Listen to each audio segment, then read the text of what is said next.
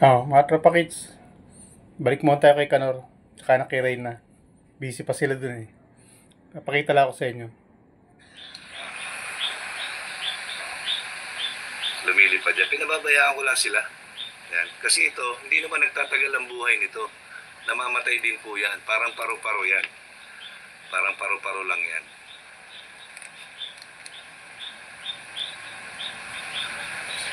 ...24 live viewers, shout out po.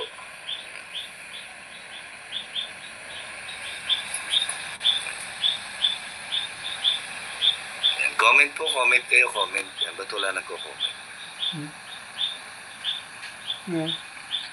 Yung makikita ba? Hindi, maliit no? 21 hours, ako naman ngayon sisilip sa views mo. Kala mo tatantanan kita. 1,000. May butal pa. 7.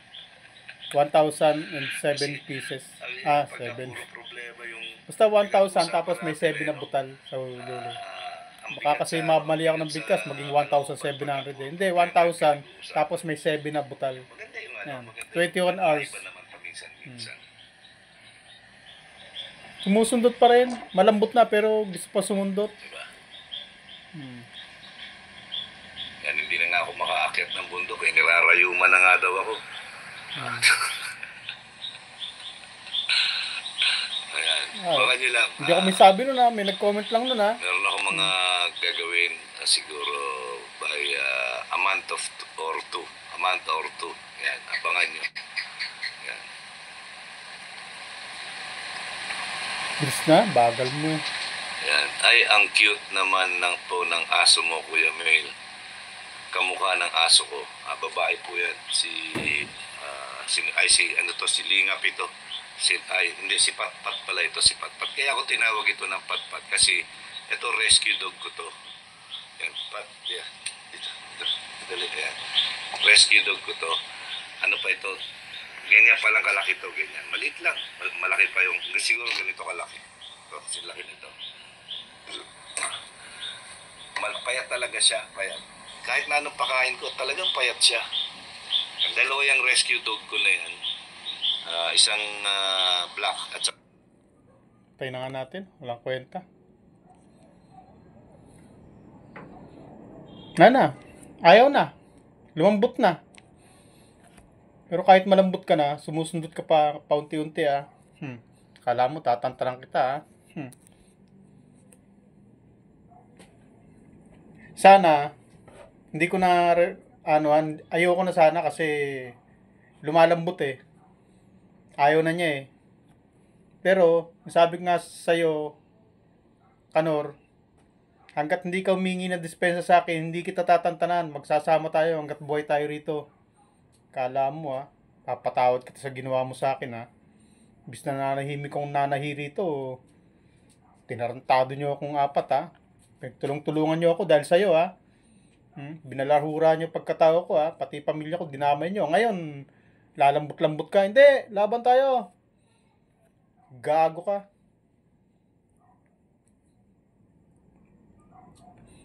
Ginalit mo yung kung ano pambabalahura ginawa nyo sa akin tapos ngayon lalambot-lambot ka. Hindi, laban tayo. Ano, Kanor? Aso na lang ang topic mo. May salagubang ka pa. Kalaki mong tao, may salagubang ka. Hindi mo pwede yun. Kala mo pwede na sanang pag sabi nga kung yung mga salabanan, laban ng mga Ginoo. Kapag tumba na kalaban mo, huwag nang susuntukin, huwag nang sisipain. Tumba na yan mga Ginoo labanan yun. Pero ito, yung labanan natin, walang Ginoo rito. Balahuraan dito. Binanatan nyo ako. Social media to. Sabi nga sa akin nung nag-advise sa akin, sabi, bakit mo tatantanan? Bakit ka maawa dyan? Binanata ka social media, sinira pagkatao mo. Tapos ngayong hindi na nagsisagot. Tatantanan mo. Pag-isip-isip ko. Oo nga,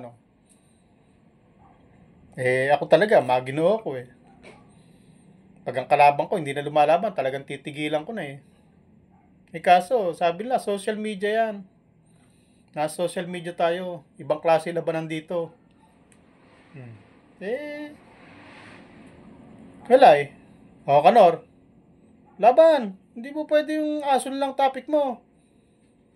Parang pinalalabas mo pa na wala akong kwentang kalaban kaya umaayaw ka. Hindi, ganun ang pinapalabas mo eh.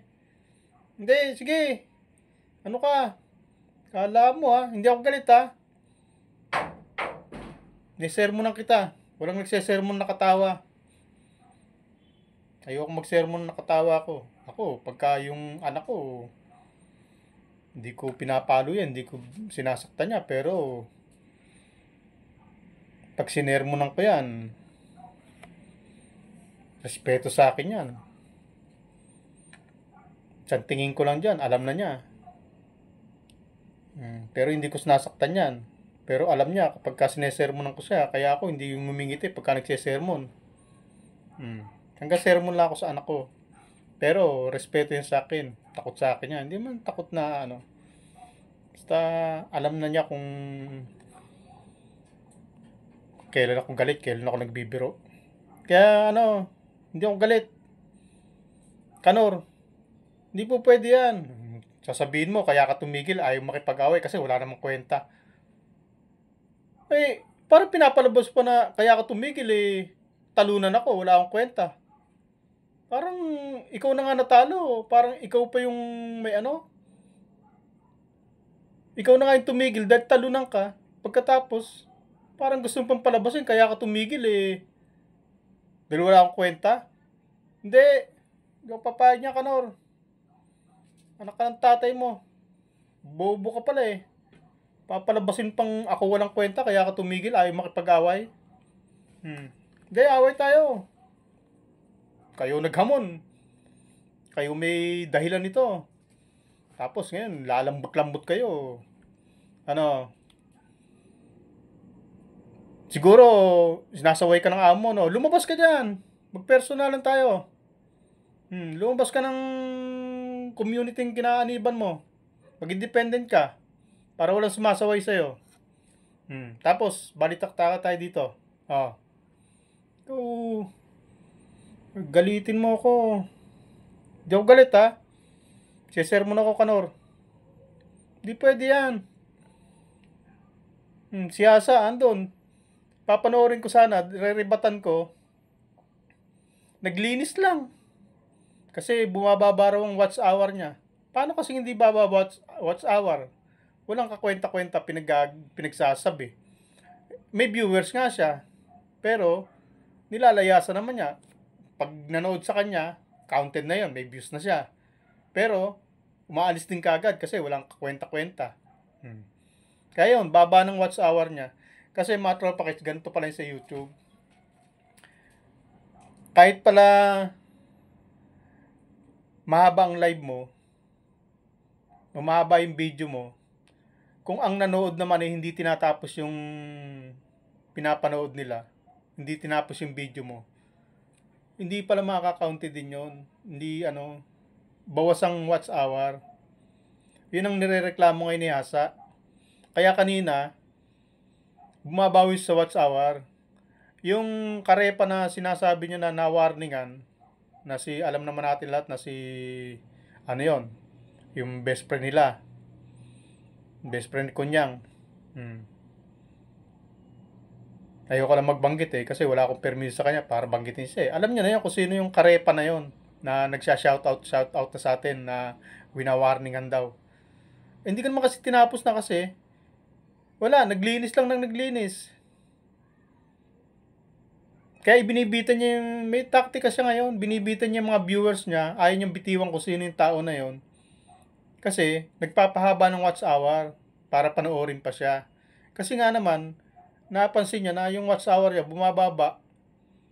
Inaano yung, parang napapansin sa kanya na may views nga siya, pero yung watch hour niya, nawawala. Kasi nga, kahit na isang oras ang live niya, kung 15 minutes lang naman siya pinood o 5 minutes, kasi nga walang kwenta yung live niya, nilalayasan din siya, iniiwan din. Ayun, yung pala tinatawag na watch hour. kailangan pala tatapusin mo yung kung 15 minutes to, kailangan pala tatapusin para counted na counted yung 15 minutes. Eh sa kanya, hindi nakaka-count yung mga ano niya kasi ayun, kaya bumababa raw yung watch hour niya.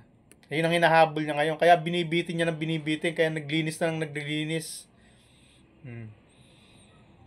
Pero yung ano, napanood ko rin yung isa. Kasi nga, gusto ko ng ribatan. Kaso, wala namang kakwenta-kwenta yung isa pa. Yung nakahiga siya, yung pinapansin yung ano, yung suot ni ano, ni Reyna, na na-fake news pa. Na si Melanie pala yung nakapalda. Tapos sabi niya, ano daw, si Reyna daw, nakapalda. Pinababayaan daw. Ba't pakialam naman niya sa mga damit? Tapos bandang uli, ayun, sinabi ng CEO na, ayun, tawa nga siya kasi na fake news siya. Si ano pala yun, si Melanie pala yung ano, yung nakapalda na may hawak na jug ng tubig. Ayun, na fake news pa siya. Ginaw-ginaw daw dyan sa Hong Kong, tapos pinagpalda daw. Tsaka, ano naman ang pakialam niyo muhasa sa ano? Sa susuotin ng tao. Tapos, ang sinisisi si Reyna's community na bakit daw pinasuot ng ganon. Eh, kung di ba naman siraulo ko na talaga hasa, bakit ba't iba naman isusuot ng tao? Isisisi mo sa iba? Anak ka ng tatay mo. Maluwag ka na talaga, tornilyo mo, hasa. Nasa ng utak mo. Wala ka na. Lahat pinupuna mo. Pati damit, pinupuna mo. Na-fake news ka pa. Tapos ano ang pakialam ni Reyna's community sa damit? Eh, syempre, kung ano naman gusto isuot ng tao, yun ang masusunod. Bakit? Ako ba, pag sinabi ko sa anak ko na, nak, ito suot mo. Tapos may gustong isuot yung anak ko. Bakit ako ba masusunod? Eh kung ayaw ng anak ko. Kahit anak ko yan, hindi ko pipilitin kung ano gusto ko ipasuot. Siyempre, gusto rin niya kung ano susuot niya. May isip na yun eh. Asa, luwag na ng sapak mo. Maluwag na tornilyo mo. Maluwag na sapak. Maluwag na tornilyo mo. Malaki na sapak mo. At ikaw, Kanor, sumusundot ka pa, parang pinalalabas mo na ayaw mo na pag-away kasi walang kwenta yung kaaway mo. Madali ka pa. Hindi ganyan ang gusto kong mangyari. Gusto ko, humingi ka ng dispensa sa akin dahil malaki atraso mo sa akin. Binalahura niyo ako. Nanahimik ako dito. Hindi na nga ako nagko-comment sa'yo. Lumipat na ako sa Reyna's community. Para dito na lang ako kay Reyna magpirmis. Tapos nakipagtulungan ako dito sa community na to. Nanahimik na ako. Tapos, binanatan mo ako ng ganon. Binalahura niya pagkatao ko. Pinagtulong-tulungan niya ako. Hindi po pwede sa akin yan. Humingi ka ng dispensa. Ngayon, sa lagubang at asol lang ang topic mo. Kala mo, tatantanan kita ha. Sige. Lumabas ka dyan. Huwag kang magtago sa saya ng amo mo. Saya ng ano mo. Asawa mo. Ng partner mo. Huwag kang magtago dyan. Ilabas mo yung pagkabalahura mo. Sinimulan mo ako. Nanahimik ako. Tapos ngayon eh, ayaw ka. Buti may nagpayo sa akin. Huwag kitang tantanan. Na social media to. Hindi pwedeng maginoo rito. Ako, nagpapakamagino ako. Ayaw na kitang banatan kasi lambot mo na. Kumbaga sa tumba ka na. Alam nga naman, tapak-tapakan pa kita, tadyak-tadyakan pa kita. Eh, may nagsabi sa akin eh. Hindi po pwede yung gano'n, Federico. Social media to. Payo nga doon na sa akin, humanda ako dahil pag pinasok ko social media, ihanda ako sarili ko sa mga balahurang katulad mo. O ngayong ngayong nandito na ako, lalambot-lambot ka. Pagkatapos, sasabihin mo, ayaw mo makipag-away dahil wala namang kwenta. Kasi wala kwenta. Bakit mo ako binalahura? Kayong apat. Hindi ko kayo tatantanan ngayon. Manda kayo sa mga susunod ha. Bye-bye.